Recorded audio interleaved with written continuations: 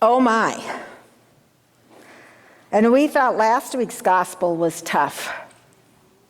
Is today's any less so? Today's reading isn't identified as a parable in my Bible, but what else would it be? Perhaps it isn't identified as a parable because it's a continuation of last week's parable of the dishonest manager, further emphasizing that we cannot serve both God and wealth. Last week, you may remember that I said, if we were all faithful managers or stewards and shared God's riches, there would be no need for any to beg. There would be no need for anyone to sit on the off-ramps of I-380 in Cedar Rapids, or at an intersection along San Martin in Waterloo, or on the off-ramps of Highway 52 in Rochester, Minnesota, with cardboard signs begging for help. Now, some will debate the need of those who do this and what they have done or haven't done that might have contributed to their plight. But notice Jesus never does that. And Jesus tells us not to do this, but that we are to help. We are entrusted with God's riches and given the responsibility to share them with all in need. It seems that the great chasm, the great divide in the world between rich and poor has not shrunk any since the time of Jesus. Has it grown larger? The rich man in today's parable was dressed in purple, the color of royalty. His clothes were made of the finest linens. Only the rich could afford clothes like these. And he feasted sumptuously every day. Sumptuously. How do we picture this rich man? What's his physique? He's strong and he's healthy. He's robust with smooth skin and muscles. He wears tailor-made clothing, and he sits at a long table full and overflowing with food, more food than he can possibly eat. Stuffing himself, eating beyond need or comfort, and maybe he even pushes away food, pushes it off the table, turning up his nose in dislike, disgust, or displeasure. And then there's the poor man. The kids said, give him new clothes, but I wonder if he was dressed at all. What covered his body besides the sores? He laid at the gate to the rich man's property. Did he lay there day and night, like the homeless lay on heating grates in the cities of this great nation, covered with newspapers or cardboard, whatever they can find in order to keep warm? Was he pale, weak, and thin? Was his belly empty, concave, sunk in, or bloated? Was he even able to produce saliva when he thought about what fell from the rich man's table? He couldn't see it, but he imagined it. Surely people must have stepped around him or over him, and his only companions were the dogs who licked his wounds. The chasm between rich and poor was great back then, too. According to Matthew and Mark's gospel, Jesus said, you will always have the poor with you. In other words, there will always be some who are rich and some who are poor. So does this mean that we're off the hook? We need not concern ourselves with those who are in need because they are always going to be there.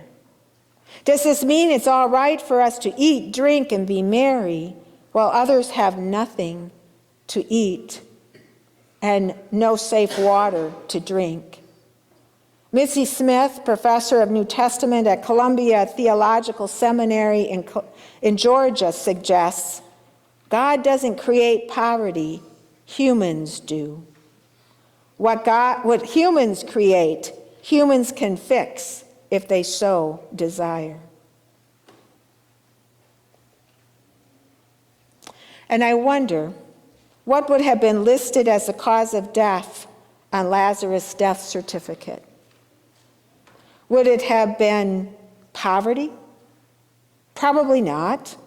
On his death certificate today would be probably something like malnutrition or infection or septicemia, something like that. But certainly poverty contributed to his death. What can we do to see that this never happens again? It seems so overwhelming and even impossible, but always remember, with God, all things are possible. Jesus taught his disciples then and now to care for all in need. Jesus consistently lifted up the needs of the poor, the outcast, the widowed, the orphaned, and the stranger. After Jesus' death and resurrection, new converts pooled their resources together, what we would call a common purse. The author of Luke's gospel also wrote the book of Acts. And in Acts we find, now the whole group of those who believed were of one heart and soul, and no one claimed private ownership of any possessions, but everything they owned was held in common. There was not a needy person among them, for as many as owned lands or houses sold them and brought the proceeds of what was sold. They laid it at the apostles' feet, and it was distributed to each as any had need. That's beyond our ability to comprehend. You see, there is enough. There is more than enough, and God provides for all. Today's parable, as I said, is a continuation of Jesus' teaching on caring for those in need. Apparently, it was a hard lesson to be learned, and it's an even harder lesson to be lived out. We need to hear it again and again and again. Will it ever sink in? And when? When will we take it to heart? Jesus turns up the intensity dial from time to time, like he does this morning, but he doesn't, and he won't back off. He won't give up on teaching the lesson until we get it and we live it out. We are to love our neighbors as ourselves, and our neighbors are not just those who look like us, those we like, those we get along. Our neighbors are everyone, and we are to do to others as we would have them do to us. Like last week's parable, today's lesson is about sharing God's bounty with all of our brothers and sisters in need. So that gets us off the hook as far as it's not about salvation, right? Well, Barbara Rossing, professor of New Testament at the Lutheran School of Theology in Chicago, suggests today's parable is a wake-up call and a warning. She writes, "We are those 5 siblings of the rich man. We who are still alive have been warned about our urgent situation. We have Moses and the prophets. We have the scriptures. We even have someone who has risen from the dead. The question is, will we see? Will we heed the warning before it's too late?" Too late for who, I ask? Those who will die because of poverty? Or we who enjoy our riches in this life, who step around or over poverty as if it doesn't exist or it's someone else's problem? My concern with this interpretation is that it makes it all about us and what we do or we don't do. What is our reason for helping those in need? Is it to save ourselves? Now we know better than that, right? For by grace we have been saved through faith, and this is not our own doing. It is the gift of God, not the result of works. And yet faith without works is dead. As it is written, if a brother or sister is naked and lacks clothing, daily food, and one of us says to them, "Go in peace, keep warm, and eat your fill," and yet we do not supply their bodily needs. What is the good of that? Like the parable of the dishonest manager, today's parable is only found in Luke's gospel. At the beginning of his ministry, Jesus said, "The Spirit of the Lord is upon me, because he has anointed me to bring good news to the poor."